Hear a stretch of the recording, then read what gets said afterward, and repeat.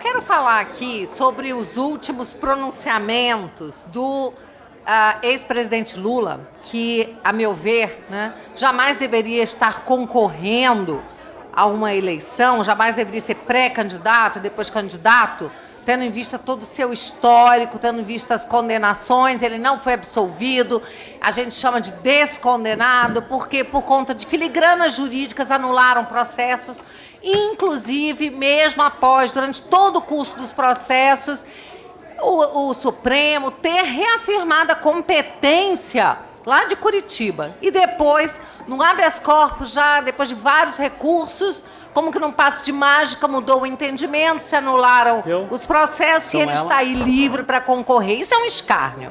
Vamos aqui trazer à lembrança algumas manifestações. Lula defende o aborto, dizendo que todo mundo deveria ter esse direito e não ter vergonha. Quer dizer, um tema tão complexo, não é? Todo mundo tem cuidado a tratar desse tema. O Código Penal de 1940 procurou trazer alguma estabilidade aí para o tema, ressalvando o caso de estupro, gravidez decorrente de estupro, o caso de mulheres que corriam risco, não é, de vida se levasse adiante a gestação, e mesmo assim o movimento pró-vida, que propugna a vida desde a concepção, procura sensibilizar as gestantes para que levem a cabo a gestação e depois oferecendo conforto material, um lar para crianças, caso a mãe não queira manter, né, a guarda do filho. Quer dizer, é um tema super delicado, tem vida envolvida. E o Lula defende que todo mundo deveria ter o direito a praticar o aborto dessa forma, leviana. Bom, Lula também critica pautas da família. Ele diz o quê sobre as pautas de família? Que os valores da família são atrasados. Lula critica a classe média brasileira, sugerindo impor limite no consumo. Diz que a classe média brasileira ostenta demais. Mas só no seu casamento, num casamento milionário, as garrafas de vinho encontradas depois no lixo, garrafas caríssimas, ou seja, o discurso é totalmente divorciado das ações. A classe média é aquela que luta, que trabalha para não depender do Estado. Mas o Lula não gosta, porque ou ele apoia os oligarcas, que normalmente se unem a quem governa, a quem tem o poder para poder se beneficiar, e o PT fez muito bem isso aí com seus oligarcas, com os milionários que criou, ou então quer todo mundo bem na pobreza, que é para depender do Estado. E nós estamos aqui para defender, sim, a classe média. Lula também afirmou que o presidente Bolsonaro não gosta de gente, ele gosta de policial. Que escárnio, não é? Então, policial não é gente, Lula? Como é que é isso? Bom, também por falar em bandido, em 2019, um preso do PCC foi grampeado, afirmando que o PT tinha diálogos cabulosos com os bandidos. Isso não causa surpresa a ninguém. Lula afirmou publicamente ao menos 9 vezes sobre regular os meios de comunicação, seja os tradicionais, seja a internet. Traduzindo, Lula pretende promover a censura, caso volte ao poder. Lula afirmou que irá demitir quase 8 mil militares que estão em cargos de comissão. Lula sugeriu que seu programa de governo, né, vai acabar com um projeto de escolas cívicos militares, né? Ordem, progresso, né? As crianças sendo preparadas para serem ordeiras, respeitarem a pátria, amarem a pátria. Isso não interessa ao PT, que gosta só de escolas com muito caos, né, com muita desorganização e muita doutrinação e ideologia de gênero, com certeza de preferência. Lula disse que pretende fechar todos os clubes de tiro já criados durante o governo Bolsonaro e proibir a venda de armas no Brasil. Nós sabemos que todo ditador começa desarmando a população. Todo tirano, todo governo tirano começou desarmando a sua população. Sem dizer que o número de mortes violentas por arma de fogo tem caído muito no governo Bolsonaro, desde que se implementaram essas políticas de permitir à pessoa aquilo que é um direito natural, que é a legítima defesa. Falar em ditadura, Lula também nunca escondeu seu apreço por ditadores como Fidel Castro, Nicolás Maduro, Hugo Chávez, Daniel Ortega, não é?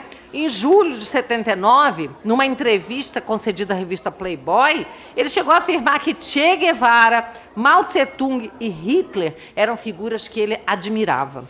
Lula também disse recentemente que, se voltar a governar, o MST irá ser protagonista do seu governo. Está claro aí que o PT financiava invasões a propriedades. Reportagem da revista Oeste mostra que o caixa forte dos movimentos sem terra, né, as ONGs receberam em torno de 152 milhões de verbas na gestão Lula e 100 milhões na gestão Dilma. Hoje esses grupos não recebem nenhum centavo, porque o que se valoriza é a pessoa que trabalha, compra a sua propriedade ou a herda, trabalha na sua terra, e não grupos organizados, armados, organizados, criminosos, né? Criminalmente organizados. Lula instigou sua militância a fazer um mapeamento dos endereços dos parlamentares para incomodar os familiares. Pais, mães, idosos, esposas, filhos. Então, agora ele quer que a sua militância vai incomodar os parlamentares, sem nenhum respeito e tranquilidade. Lula disse também que não suportava mais ver jovens de 14, 15 anos sendo violentados pela polícia só porque roubaram um celular. Em outro momento, já disse que muitos roubam um celular, né, por falta de perspectiva. Isso é um abuso, um deboche com a cara das pessoas que trabalham e daqueles que perderam filhos, marido, esposa, parente, amigos, num roubo de celular em que, no final das contas, a vítima foi baleada e morta pelo pobre do menininho de 14, 15 anos. Em vídeo que circulou na internet, Lula confessou que cansou de viajar ao mundo falando mal do Brasil, inventando número de crianças abandonadas. Esperar o quê? De alguém que disse até mesmo que o PT vai ao hino nacional, não é mesmo? Lula já se posicionou contra empregos como Uber, iFood, aplicativos similares, né, que dão empregos para tantas pessoas em momentos de total desalento. Lula disse também que a razão da guerra da Ucrânia seria resolvida em uma cervejada, em uma mesa de bar. Essa é a seriedade do assunto, né?